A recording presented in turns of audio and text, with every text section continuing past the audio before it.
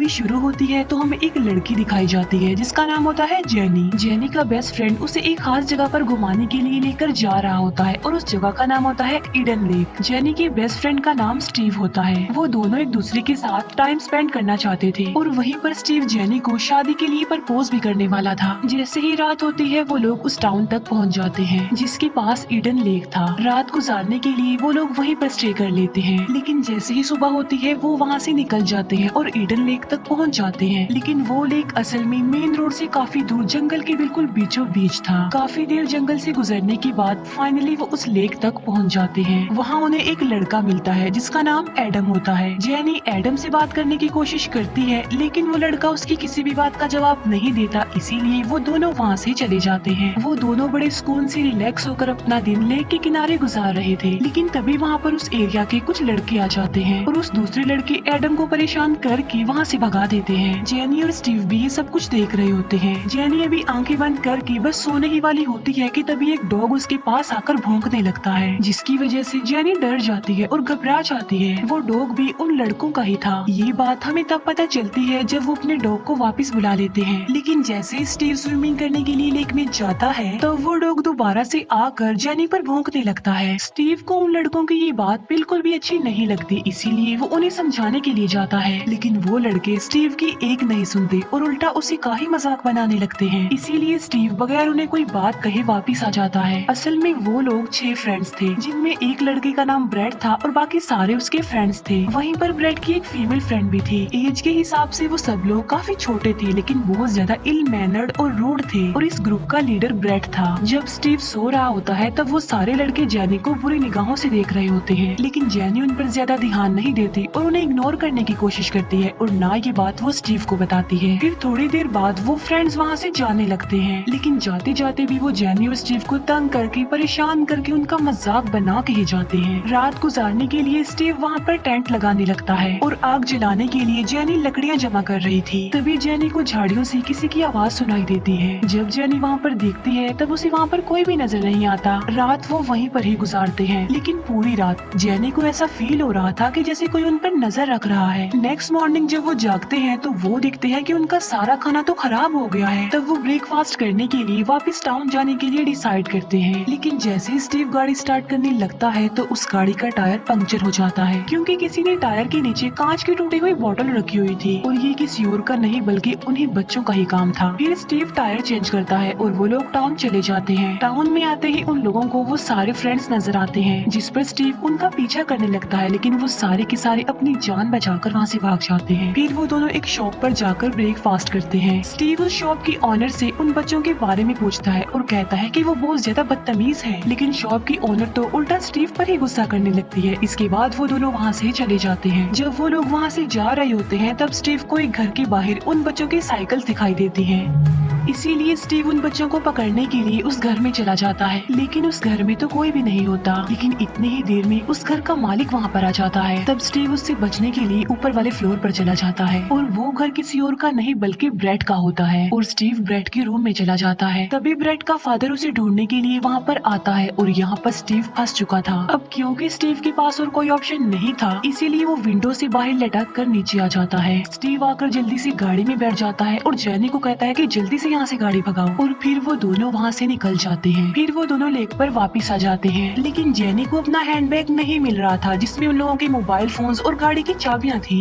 इस बात की वजह से स्टीव काफी परेशान हो जाता है और वो अपनी गाड़ी के पास जाता है, लेकिन वहाँ जाकर देखता है कि उनकी गाड़ी भी वहाँ पर नहीं है बल्कि गाड़ी भी वहाँ से गायब है। तब वो लोग डर जाते हैं और पैदल ही वहाँ से निकलने की कोशिश करते हैं, लेकिन तभी कोई सामने से आकर उन्हें की गाड़ी से उनको हिट करने की कोशिश करता है, लेकिन वो दोनों किसी तरह बच जाते हैं। हम देखते हैं कि उनकी गाड़ी में कोई और नहीं बल्कि वो फ्रेंड्स और बच्चे थे और उस गाड़ी को ब्रेड चला रहा था। फिर वो गाड़ी को लेकर वहाँ से भाग जाते हैं। वो दोनों एक बार फिर से पैदल चलने लगते हैं, लेकिन चलते चलते उनको रात हो जाती है। स्टीव को एक जगह से उन बच्चों की आवाज सुनाई देती है, इसीलिए वो उसी तरफ ही चले जाते हैं। वहाँ जाकर उन लोगों को वो बच्चे मिल जाते हैं। स्टीव उन लोगों से अपनी गाड़ी मांगता है, जिस पर ब्रेड कहता है कि हम लोगों के पास नहीं है तुम्हारी गाड़ी। स्टीव कहता है कि हमारा बाकी सामान भी दो, हमारा हैंड बैग दो। तब ब्रेड एक बार फिर बोलता है कि वो भी हमारे पास नहीं है। जेनी दिखती है कि वो बच्चे बहुत बदतमीज हैं, वो नहीं देने वाले कुछ। इसीलिए जेनी स्टीव को वापस चलने के लिए बोलती है, लेकिन स्टीव उसकी बात नहीं मानता। तभी ब्रेड की पॉकेट में स्टीव का फोन बजने लगता है। अपने फोन की रिंग सुनकर स्टीव अपना मोबाइल लेने के लिए आगे बढ़ता है, लेकिन ब्रेड स्टीव को पकड़ लेता है और ब्रेड का फ्रेंड स्टीव को मारने के लिए एक नाइफ निकालता है। और तो और वो लोग अपना डॉग भी स्टीव पर छोड़ देते हैं। इस सारी स्नैचिंग के दौरान स्टीव से वो चाकू उनके डॉग को लग जाता है, जिससे उनका डॉग मर जाता है। अब वो लोग बड़ी मुसीबत में फंस गए थे, इसीलिए उन्हें वहाँ से भागना पड़ता है। तब वो दोनों गाड़ी की चाबी लेकर वहाँ से भागने लगते हैं और उन्हें गाड़ी भी मिल जाती है लकीली। लेकिन वो बच्चे अभी भी उनका पीछा नहीं छोड़ रहे थे, इसीलिए वो भी उन लोगों के पीछे पीछे भागते हैं। जल्दबाजी के चक्कर में उनकी गाड़ी एक जगह पर फंस जाती है। तब वो सारे बच्चे वहाँ पर पहुँचकर उनकी गाड़ी को तोड़ने लगते हैं, लेकिन फिर भी किसी तरह स्टीव गाड़ी वहाँ से निकाल लेता है। अब क्योंकि सामने वाला ग्लास टूटा हुआ था, इसीलिए स्टीव को ठीक से कुछ नजर भी नहीं आ रहा था, इसीलिए गाड़ी सीधा आकर एक ट्री में लग जाती है। इस एक्सीडेंट की वजह से जेनी को कोई चोट नहीं आती, लेकिन स्टीव वहाँ पर फंस चुका था और वो बच्चे अभी भी इन लोगों के पीछे ही पड़े हुए थे। इसीलिए स्टीव जेनी को हेल्प लाने के लिए वहाँ से भेज देता है, लेकिन जैसे ही जेनी वहाँ से बाहर निकलती है, वो सारे बच्चे वहाँ पर पहुँच जाते हैं, जिसकी वजह से जेनी को वहाँ पर छुपना पड़ता है। तब वो सारे बच्चे गाड़ी की तरफ बढ़ते हैं। जैसे ही सुबह होती है, जेनी अपनी गाड़ी के पास आती है, लेकिन वो दिखती है कि वहाँ पर तो स्टीव था ही नहीं। लेकिन वहाँ पर जेनी को खून के कुछ निशान मिलते हैं, इसीलिए वो उनको फॉलो करते हुए आगे बढ़ती है। थोड़ी दूरी पर जाते ही जेनी को वो सारे बच्चे मिल जाते हैं, जहाँ पर स्टीव भी था। जेनी देखती है कि उन्होंने स्टीव की बहुत बुरी हालत कर दी है और उसे बांधा हुआ है, और उन्होंने स्टीव को रेजर वायर से बांधा हुआ था। और वहाँ पर ब्रेड स्टीव को पूरी तरह टॉर्चर कर रहा था। हालांकि ब्रेड का एक फ्रेंड उसे रोकने की कोशिश करता है, लेकिन ब्रेड तो उसे भी मारने की धमकी देता है। तब ब्रेड अपने उस फ्रेंड के हाथ में वो नाइफ देता है और कहता है कि इस चाकू से स्टीव की बॉडी पर स्टैब करो, मगर जान बचाने के लिए ब्रेड के फ्रेंड को ऐसा करना ही पड़ता है। फिर ब्रेड अपने सारे फ्रेंड्स को कहता है कि वो 1 बाय 1 स्टीव की बॉडी पर चाकू मारे, और ये सब कुछ ब्रेड की फीमेल फ्रेंड अपने मोबाइल में रिकॉर्ड कर रही थी। कोई स्टीव को कहीं पर चाकू से स्टैब करता है तो कोई कहीं पर करता है, और कोई तो उसके मुंह में ही चाकू घुसा देता है। अब जाहिर सी बात है, ये काफी दर्दनाक था और इसे स्टीव सह भी रहा था, ना चाहते हुए भी। और ये सब कुछ जेनी दूर खड़ी हुई देख रही थी। जेनी स्टीव को बचाने के लिए अपने मोबाइल के ब्लूटूथ को स्टीव के मोबाइल के ब्लूटूथ से कनेक्ट करती है। ऐसा करते ही जेनी फौरन पुलिस को कॉल मिला देती है, लेकिन इस बात का ब्रेड को पता चल जाता है और वो जेनी को ढूंढने लगते हैं। जब वो सब लोग वहाँ से चले जाते हैं, तब स्टीव खुद को आजाद करने की कोशिश करता है और मौका मिलते ही वो वहाँ से भाग जाता है। वो सब फ्रेंड जेनी के पीछे पड़े हुए थे और जेनी उनसे बचकर भाग रही थी।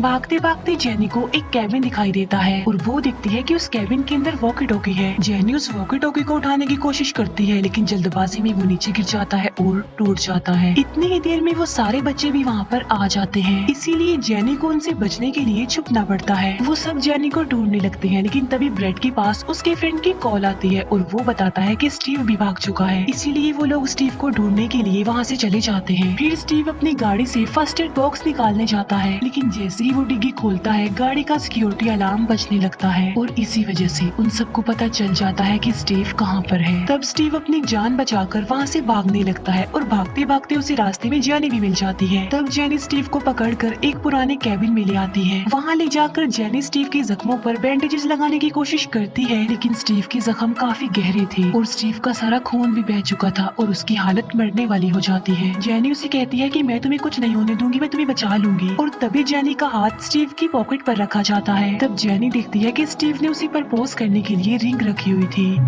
ये देखकर जेनी काफी अपसेट हो जाती है, क्योंकि स्टीव की ऐसी हालत हो गई है कि अब वो उसे प्रपोज नहीं कर सकेगा। इतनी ही देर में ब्रेड और उसके बाकी फ्रेंड्स भी वहाँ पर आ जाते हैं। वो कैबिन के अंदर घुस जाते हैं, लेकिन उन्हें कैबिन में कोई भी नहीं मिलता, क्योंकि जेनी स्टीव को लेकर कैबिन के नीचे पानी में छुपी हुई थी। लेकिन स्टीव बेहोश हो जाता है, फिर भी जेनी उसे संभाल कर रखती है। जब सारे बच्चे वहाँ से चले जाते हैं, तब जेनी स्टीव को लेकर बाहर आ जाती है और वो स्टीव को लिटा देती है। जेनी सोचती है कि स्टीव की हालत काफी खराब है और अगर इसको हेल्प ना मिली तो ये मर जाएगा। ये सोचकर जेनी उसे वहीं लिटाकर हेल्प लेने के लिए खुद वहाँ से चली जाती है। जेनी को वहाँ पर एक इलेक्ट्रिसिटी टावर दिखाई देता है और वो उसे फॉलो करते करते आगे बढ़ती है, लेकिन जेनी का पैर किसी नोकदार चीज पर आ जाता है और वो नुकीली चीज जेनी के पैर के आर पार हो जाती है, जिसकी वजह से जेनी को काफी पेन होती है और उसकी चीख निकल जाती है और उसकी चीख की आवाज ब्रेड सुन लेता है और अब वो उसी की तरफ ही बढ़ रहे थे। फिर जेनी किसी तरह वहाँ से उठकर छुप जाती है और उस नुकीली चीज को अपने पैर से निकालने की कोशिश कर रही थी, लेकिन वो तो निकल ही नहीं रही थी। तब जेनी उस नुकीली चीज को अपने पैर के आर पार करके निकालती है। तब जेनी रेंगते रेंगते